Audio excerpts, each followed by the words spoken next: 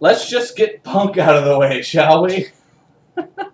We're back in action here. We're going to discuss wrestling all night long. We're going to start with CM Punk, because how could you not? What week it is, it happens to be in this moment of wrestling history, potentially. It's a big-time thing for the WWE right now. They've got everybody's attention. They pulled the wool over some of the IWC's eyes with this one. And sent everybody to a frenzy late Monday night, especially yours truly, who was nowhere near a television or the internet at the time. I was near the internet. And I always strive to be near the internet. Even he was questioning the validity of the story. Yeah, I had no idea. I didn't watch the actual thing at first. I was looking at the news stories, and then I went and watched it, and it was pretty clear. It was pretty clear that he was in character, right? You know? But they're calling it a worked shoot online. Did you know that? I've seen that used before. So it's a worked shoot. I think that term was used for Vince Russo and Hulk Hogan's argument on air before. We all know that. That was probably more real than anything else. But before we get too far into this, we should at least explain what we're talking about. If you're a moron, if you're watching this video, you probably know. I mean, there's no reason to watch this video unless you're a pretty crazy wrestling fan in the first place. But CM Punk last Monday on Raw. Went on at the end of the show after the end of a John Cena match. He had interfered. In the John Cena match. You can see how much I've watched Raw lately. I believe he had put Cena through a table, like with a spear or something. Yeah, they kept showing Cena laid out through a table and Punk sits cross-legged on the top of the ramp and goes into a lengthy tirade where he admits he breaks the fourth wall, says hello to former friends from Ring of Honor, well, still friends, Colt Cabana live on camera, and then goes into berating Vince McMahon, John Laurinaitis, mentions Stephanie McMahon and the doofus son-in-law. Okay, well, while we're doing this, let's at least, let's go down what he said. I mean, what did he say? He said, the first thing he said was he nicely summed up my opinion and your opinion, probably most people's opinions about John Cena. Yes. I don't hate you. I like you. I like you more than most of the rest of them. Yeah. I hate this idea that you're the best. Right. To which the crowd was kind of like, there were some that were like, yes. And then the kids were like, what?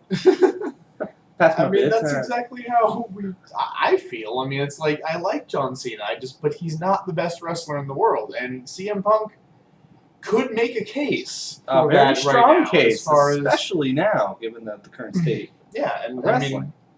I mean, so much of that had to be frustration. And I know that you and I have been doing a lot of absorbing of information over the past few days, ever since it happened. Go to every website we can find, look at stories, read opinions, read tweets. Lots of different angles on what this is and what it means. Punk has not tweeted at all, by the way, since it happened. Yeah, okay. I thought that was cool. Which, right there says if the guy's, blowing his job with the biggest wrestling company in the world, he's not going to just stay off of Twitter. Obvious things like that. I mean, for those that are still questioning whether or not this is legit, obviously it's a work. There's just too many other things that have come into place since this went down. Obviously, it's being worked into the angle. Yeah, I mean, what I wonder is, okay, so it's clear that he was told to go out and talk, right?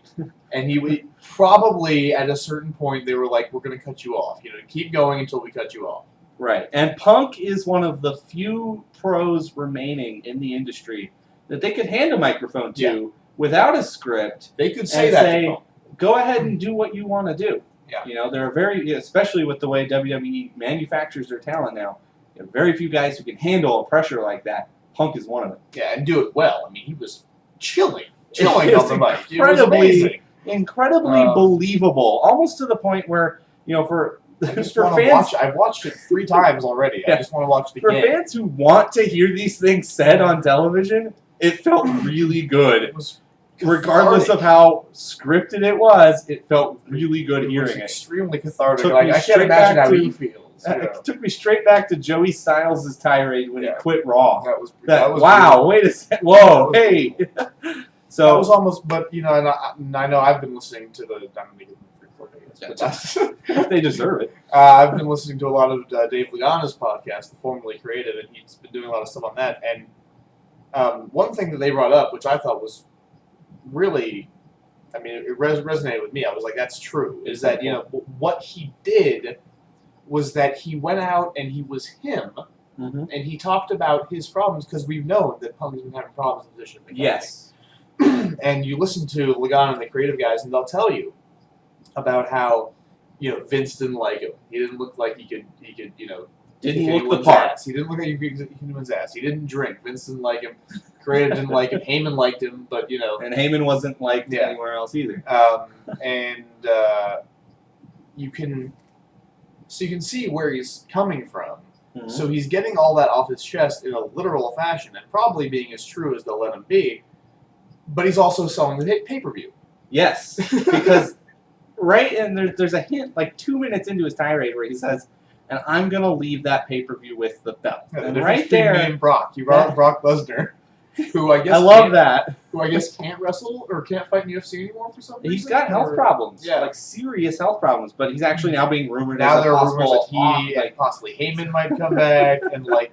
Maybe I love what this has done to the rumor mill. People are talking about how maybe this is going to be a stable, and Daniel Bryan can join, and Zack Ryder can join. The forbidden names all came out, and now everything's fair game. Punk's going to wind up in a match with The Rock instead of Cena at the next Mania. They'll get Claudio Castagnoli. He's been rumored to be coming over. Like all kinds of stuff. But back on top. It's beautiful. I mean, it's beautiful. But I mean, the main questions for me are, you know. It's going to be what happens. I mean, let me just say this. And this is against every instinct that I have. Every financial instinct, every reasonable, rational instinct. I want to buy the pay-per-view. I know. I said the same thing. I was like, oh my God, I haven't wanted to buy a non-Rumble or Mania in like a decade. Do you want to buy the pay-per-view? Should we buy the pay-per-view? I want to, but I don't think I have $60. Well, no, I think we should. I think I'm going to watch it. Is there a bar in town that shows these things? Not $60. It's like $50 for the Money in the Bank. Yeah, well, all their pay-per-views went up in price. Mania was freaking $65. I think it's like $40. It's like $40 or $50. I'll look it up. Anyway, that's how often we buy the non-major pay-per-views. Whether or not we will watch it. I'm one for reading the results after a show, but in this particular instance, if Punk is going to wind up being a part of this show, given this storyline, well, right now, according to .com, the only thing that has been agreed to is that he will wrestle non-televised events to the end of his contract. Okay, but have you read the Raw spoilers? No. Raw's been taped. I know that, and I know what you've said about him being reinstated. Yeah. To this point in the storyline, we have not reached that. No, through the magic of television, that will happen Monday. Through the magic of the internet, we know what's going to happen. We don't know. And so yeah, it creates this very intriguing dynamic. This real fire starter at this pay-per-view. You know what's strange is that apparently they have a number one contenders match. Yes. And then they say Punk's back in the match. So. But they don't address that. I don't know what's going to happen with the next Raw is probably going to have a rating spike. I'm just going to say that now. The pay-per-view is going to get buys. Which is huge for them because their buys have hit all-time lows the last few months. Yeah. So the last pay-per-view, I believe, actually Over the Limit, not Capital Punishment, but the one before that, Over the Limit, actually evened out with December to Dismember, which was one of their worst all time. Well, I mean, Punk's been talking about leaving or taking a hiatus, a Y2J break, if you will. But he's been doing that for a little while. He has been doing that for a little while, and the thing is that if he's doing it because he doesn't like where he's at in the card and how he's being treated, then first of all, I would say that this shows that at least somebody is letting him do something. I mean, the fact that it's been with the .com and the fact that they took his Facebook page down. It's back up briefly. No, I know, but that kind of thing. It's like the company is getting behind this angle and they're doing it, and so that should say something. And if it doesn't say something, I mean, and if they're not, they should, and this should show the reaction that this is getting should prove to them, if it haven't already been proven already, that this is somebody that they want to be, a big-time player in their company. Well, bottom line is this story, whether it ends with Punk leaving at this pay-per-view or it ends with Punk staying and the storyline propelling to something else, it has grabbed the attention of a lot of the fans that have jumped ship in the last 6 to 8 months. Including ourselves. After WrestleMania, we said this is garbage. We don't want any part of this. This is not what we want to watch. Call us when you got something good. We didn't have to wait for a phone call. They woke us up with this. This story has grabbed the attention because for once we are watching wrestling and not being able to figure out what's going to happen next. Yes. That's the key. Exactly. Ring of Honor gets so much of our praise because you can't book it from match to match from your couch. WWE has been bookable by a 7-year-old for quite some time now. Even saying that, you look back at the Best in the World show, which just happened. I watched it. You didn't. You were even though because you went to the SmackDown event. Yes, I went to SmackDown Live in Tucson for free, but which is the only way it would have happened. Yeah, I wouldn't have paid for that. No. But I paid to watch Best in the World, and I followed on Twitter though, so I was aware of what was going on. Just because of situations, it was pretty clear that Generico was winning the TV title. Yeah, I would state that. We both kind of called that. Pretty clear, I would say that World's Greatest was going to retain. I felt that way, but given Ring of Honor, you never quite know. And they had that element working for them in that one. And general consensus was that Davey Richards was winning the championship. Right. So, but because of what they did putting Eddie in the title spot, you still had to wonder. Oh, yeah. Oh, totally. No, it was well done. But I'm saying, even in that company, which does things so well, it's possible to have the situation somewhat predictable. I'm on this side of the fence. I'm in this side because I think this is going to happen. Yeah. With this, it's like I don't know who's winning the world title at that show. Exactly. And it's fucking Money in the Bank, for Christ's sake. Who might walk out with the world title? Exactly. Yeah. I mean, you could have somebody cash in as soon as Punk wins, and be the savior of the WWE, keep the belt in the company.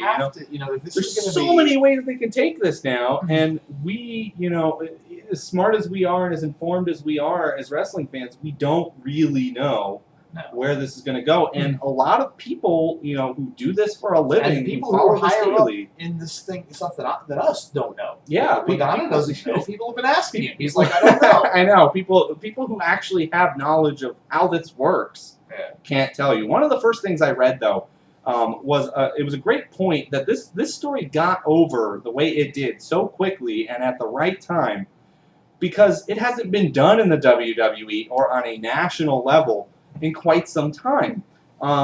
They did point out that Impact Wrestling has been doing this almost on a weekly basis, but they do it so poorly and so predictably that it doesn't even count. Yeah. But back in the late 90s and early 2000s, you had this on a regular basis to the point where it became predictable. You had people jumping ship, from show to show. You had, the Brian Pillman gun segment. You had these segments where things went too real all of a sudden, and you didn't know what was going to happen next. The cat taking over. Yeah. Anyway, sorry, I just had to mention that. But yeah, you had it to the point where at first it was original ideas, kind of spearheaded by guys like Eric Bischoff, who said, "Let's make this real. Let's really make this real for people." And Heyman, Paul Heyman, and then Vince McMahon got on board with it as well. But it became so, so overdone that the story dried up, that angle was no longer useful because everybody knew what was going on. And it's been dormant for such a long time now on that level that it worked perfectly when they brought it back out. It's a story that's been done before. Nobody's saying this is brand new stuff here. Yeah, no, but it's the right guy to do it with. Exactly. If they do it right. I mean, I've been hearing so many people say, compare this to like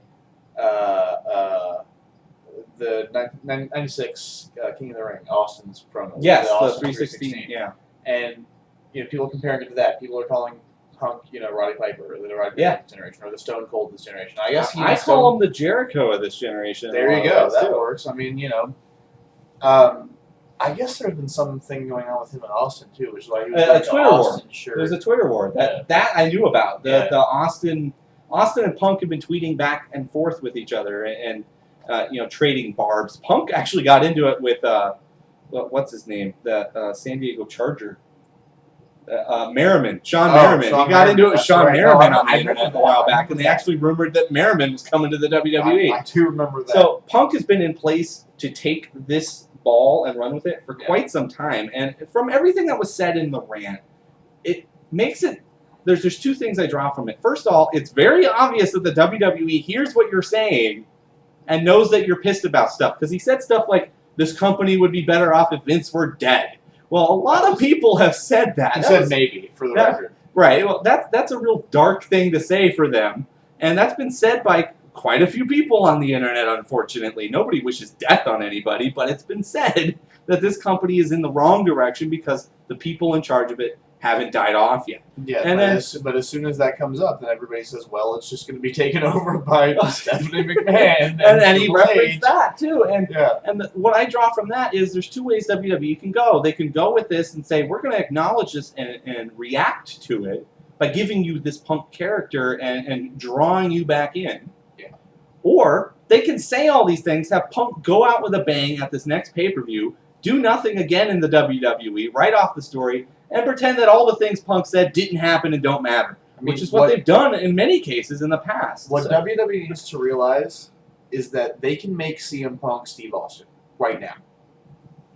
They can do, different yes. But they can make him, as far as the kind of place he has in history and the kind of superstar they have in their company, who's going to be the face and the person people talk about when they talk about WWE. There's so many ways you can script that. It's they can make him that, but you know, and Cena can become The Rock in many ways. Remember how excited everybody was about Nexus and other things that have come up, and it's like I would love to see an invasion angle or some kind of thing with ROH. You mentioned ROH in New Japan. I would love, we haven't really seen that since it would be interesting to see Ring of Honor invade the WWE because, there is no competition for the WWE. For them to acknowledge anybody is really unnecessary for them. They're on their own stage. Right. But it would be a fascinating angle. It's good for the business. It's great for wrestling. Absolutely. What I hope happens is I hope they give CM Punk a championship. I do too. Because you can go so many different directions from there. Well, if you have him just lose to Cena cleanly, and then even not cleanly, he becomes no bigger than anybody else who Paul Orndorff. He becomes no bigger than Paul Orndorff in the grand scheme of things. In that he was fodder to the ultimate guy in the company, to the superhero. Orndorff was Hogan's fodder back in the day, and Punk would be no different than that. And it's not like Punk can't, it's not like Punk and Cena can't coexist. Well, that's what I'm getting at, and I'm kind of coming up with this while we're sitting here. But they're talking about the idea that this could somehow. I read this at one website. I wish I could tell you which one. I would totally give them credit, but there was one website that suggested that this could be the route that WWE goes in turning John Cena heel. You've mentioned basically that Cena kisses Vince McMahon's ass. Punk is now the fan favorite on the fact that he fights for what is just in the company and fights for the anti-fan. He's the anti-hero, much like Stone Cold was. Yeah. And you can take Cena and turn him into very much like The Rock in that he was a babyface that everybody was supposed to love, and then he becomes a complete jerk. And here you have Cena lined up to face The Rock at the next Mania, so you can infuse that in the story. There's so many dynamics that are at play right now. Turning Cena heel is like, in my mind, it's like breaking the Taker's streak. I feel like it's the cyanide pill that they won't take. It's the cyanide pill in the company right now is turning John Cena heel. It's what you do if the company is losing all cable programming and going out of business. That's the last ditch effort. Feel, but it's like, but the fans, I don't know if they have any idea how much that would draw. Because The fact of the matter is you're facing draw, attention, star power, interest versus T-shirt sales. And the bottom line is they're a publicly held company that has to answer to stockholders. And quite frankly, your stories impact your stock. In this case, because you've tied so much of your interest into one person. If John Cena ran out and got a DUI tomorrow, that'd be disastrous for the company. At the same time, if you tell a bunch of 7-year-olds that John Cena is now beating up everybody with steel chairs and spitting on them and making them bleed and throwing them in front of cars and all that crazy stuff, you're going to lose money on that. So, and they don't have anybody lined up to take the Cena role. Well, I would argue that the 7-year-old's going to wonder why and tune in, probably. I kind of discussed this with my wife the other day because this, just how interesting this is. My wife was actually interested in what this was. That's astounding. She could care less about wrestling. Fair enough to her, but my roommates asked about my desktop wallpaper, so I had to explain your CM Punk wallpaper. Yeah. But yeah, it's so intriguing. It's capturing people who don't even care about wrestling. But it's this like how do you tell 7-year-olds John Cena is now a bad guy? You're going to have a breakup, a fracture of his fan pie. Basically, you're going to have 30 to 40% of those kids are going to be like, well, I'm into wrestling. I'm hooked on this. Yeah, no, I'm sorry. They're kids. They'll like the next guy you tell them to like. I mean, it's yes and no. Yes, they will like the guy, but there's at least, I would put it at 10 to 15, maybe even 20% of the John Cena kids that buy all these T-shirts and their parents take them to all the shows that just won't get it because they have played down their product to such a lower level, age-wise, that they're going to be. It's going to cause problems, and that's why I feel like they have not pulled the trigger on that. I understand that's why they haven't done it, but I don't think it would be as big of a deal. I mean, I honestly, I feel the same way. I don't think you would lose that much money from that because kids know. I mean, wrestling is not, is not like people pretending it's real anymore. Kids know it's fake. Yeah, it's not the early 80s where you still have kids that are on the internet. Thing. Like there are children using the internet frequently. They have their smartphones or whatever. I don't know. I don't have those. I don't have one either. Younger kids are getting on the internet. They're reading the stuff. They're figuring it out, and they're gonna treat it probably. I mean, if they're anything like us, which. I'm not sure if that'd be good or not, but if they are, they're going to treat it like a sports team. Yeah. He's a face, he's a heel, whatever. It's my team. It's like you're still going to buy. You hope that, but as a parent, then there's. I don't want to even get into. I know. There's just so many issue, but for me, it's the cyanide pill the company won't take until the plane's crashing. So, but I think the point being made. It's a great idea to take this route at this point. You've basically made Punk into an anti-hero because by the end of his speech, and for me watching that speech, I wanted to hear how the crowd was reacting because there's a disconnect between the WWE audience and the wrestling world created by them with this whole universe thing. Yeah. There were fans that, as soon as Ring of Honor was mentioned, there was like 5 to 10% were clapping. And Colt Cabana, like 3 to 8% were clapping. And New Japan Wrestling, same thing. But by the end of the speech, Heyman and Lesnar got, oh, hey, whoa, yeah. Those are names that haven't been mentioned, and we know why. Hogan, same thing. Yeah. Hogan getting mentioned. Although I think Hogan's a little less. Heavy. No, he's a little. He's Hogan, and he's also fallen down in stature in the last few years. But I would never have expected to hear Heyman or Lesnar's name, and certainly not Colt Cabana. I know. But I love that was part of that. But by the end of that speech, half the audience wanted that mic turned back on. Yes. And the other half wanted to see where it was going. So they took an audience that was somewhat interested and didn't really know the dynamics in play and got them interested in where Punk was going with That's the great thing about it because the biggest noise you heard was when the crowd was booing the mic being silent. Yes, the crowd was like, wait a second, he's not done. What Punk was saying, they didn't want him to stop talking. He's not done. Let him finish. Yeah. It's just so well done. And I was so, that's one of those few moments that the WWE has produced lately where I was, hey, this is why I'm a wrestling fan. I'm proud of these things, these moments in wrestling. Been, close to that for me, really, lately is watching Cody Rhodes. I really enjoy watching. And I saw him at the SmackDown show. Yeah, I was great. Fucking jealous of that. We'll talk. I hope we'll do a video on that in a bit. But The one thing I want to draw from all of this, regardless of where this goes, regardless of what this means for Punk or Cena or the company or Ring of Honor or any of that, is that Punk was brilliant.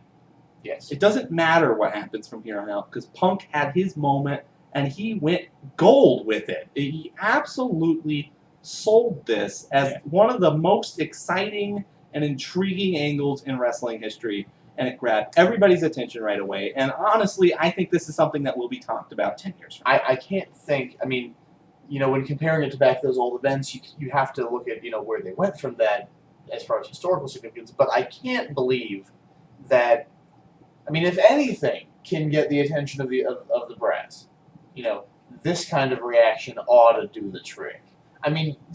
They talked about, Jim Rome talked about this. Yes, I know. I listen to Rome every day, and yeah, he even brought this up. And Rome won't waste his time on non-sports subjects. He is a sports show. Yeah. He's got an audience to play to, and he took time out of his day to say, hey, this is what's been going on in the WWE. Y'all been paying attention to that. Yeah, it's pretty sweet. It's going to be, just the fact it's gotten everyone interested again, and that's what needed to happen. Now, what they have to not do is they have to keep it interesting. That's where we've been. That's where we've been like, if you can keep it interesting, drop that. Oh no, I don't know what? care I'll start buying your pay-per-views again. I used to buy every damn one of those things. Well, you and I, not to get too far off on a rant here, but you and I were at Ultimate Electronics when they were going out of business, and they had every WWE pay-per-view from the last 2 years on sale. Yeah. And I picked it up with no. No. Oh, the Nexus. Yeah, no. The Nexus again. Oh, rematch from the last one. It's just like there was reading nothing. through a TNA pay-per-view lineup. It was really you pathetic. Didn't mention TNA at all. Did you notice that? I like that. I like that you didn't mention TNA at all. Like, you're not even worth my time. It's really been disappointing, the month-to-month pay-per-view lineup the last couple of years in the WWE. They haven't really been producing exciting cards. Now, there's been some great matches hidden in those, and I found some of those through hard work and perseverance. But yeah, you're bringing us to the Money in the Bank pay-per-view, actually enthralled in what's going to take place at this pay-per-view, and outside of Mania and the Rumble and sometimes Survivor Series or SummerSlam, that hasn't mattered. That's been off the map for 3-4 years now. It's known that all these themed pay-per-views are crap. They have been ever since their inception. There's never been a good one. It hasn't done anything for their pay-per-view product.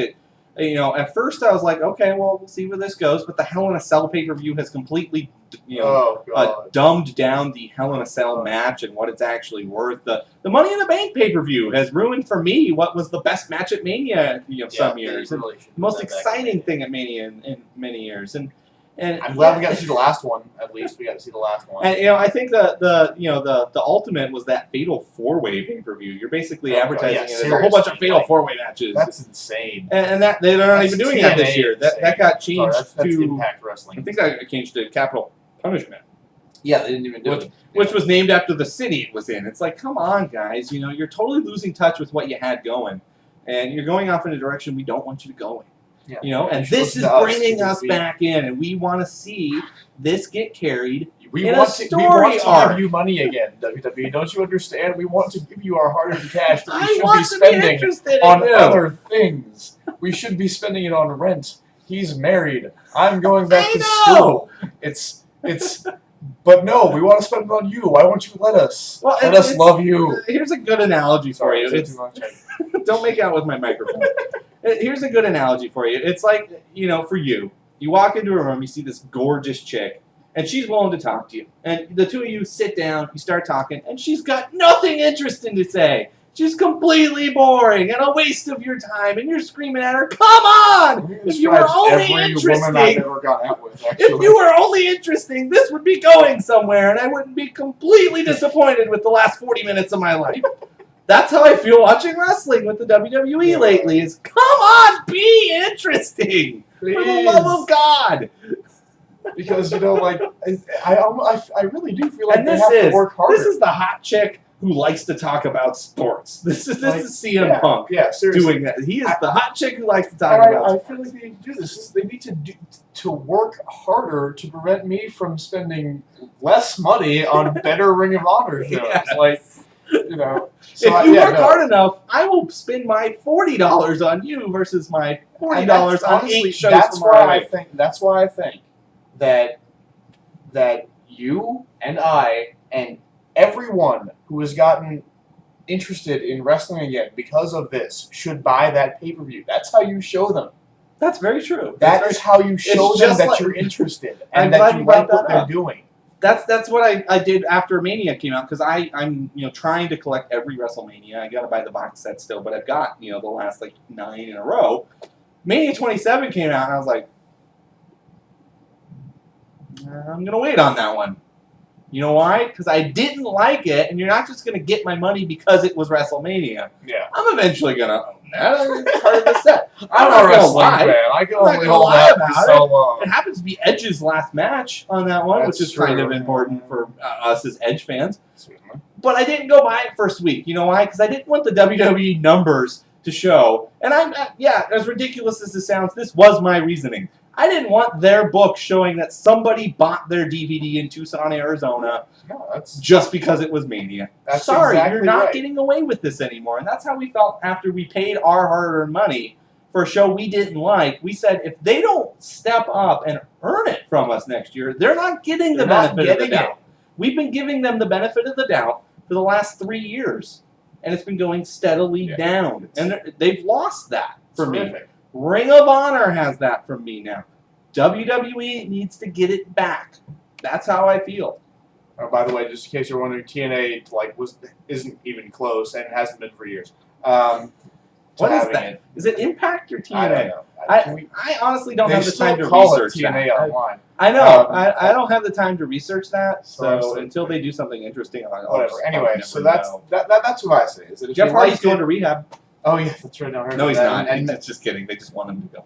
Oh really? I know he's not working with them anymore. Yeah, they asked him to go, I guess. And Matt is being crazy again. So woohoo! Yay, the Hardy Boy carousel goes go watch round his videos round on YouTube. round. Way interesting. Yeah, basically, so if you liked it, if you thought it was brilliant and it made you interested, then buy the show because we want more of this, and they only see things in terms of money and in terms of buys. Whatever works for them, they will keep doing. Bottom line, and what works for them is getting Mattel and Kraft and Kmart as sponsors and selling it to 12-year-olds. That works for them. But if you want us involved, you got to buy this pay-per-view. And this might be the last time you see the two of us say, buy a WWE pay-per-view. How long has it been since we've said that previously? I know! That's how we feel right now. I'm not sure I've ever said, please buy a WWE pay-per-view. We feel like if you want this to continue and you really want this to mean something, buy this. If they disappoint you, walk away. Yeah, flip them the bird and walk out the door. But if they give you what you want, they're giving you what you want, so don't complain. That's where I'm at. It's kind of a crossroads of sorts. As WWE fans, I've been giving them the benefit of the doubt for years, and we said this is not going to work anymore. Now you've got our interest. Don't lose it. You've succeeded in getting another chance. Well done. You've earned another chance. Now make the most of that, and we'll see what happens. Because honestly, I would have no objection to going back to watch some of the wrestlers on their programming, and if they were to make it interesting and entertaining and wrestling related, then Excellent segue, because I'm going to talk next in the next video about SmackDown, the show I went to. Okay. We're going to talk about that, and we're going to talk about some of the things that I actually drew from that show that said, yeah, I would like to stick around and see some of this. Versus, ew, what else is on? The channel changer doesn't work in the arena. So strange, man. I know. You need a new one. Where's the Disney on Ice? Did you try changing the batteries? It's not working. Anyway. And Sheamus is still very hard to photograph. I can imagine. I imagine he's hard to see. So, yeah, we're going to talk about that next, but so tune into that. Yeah.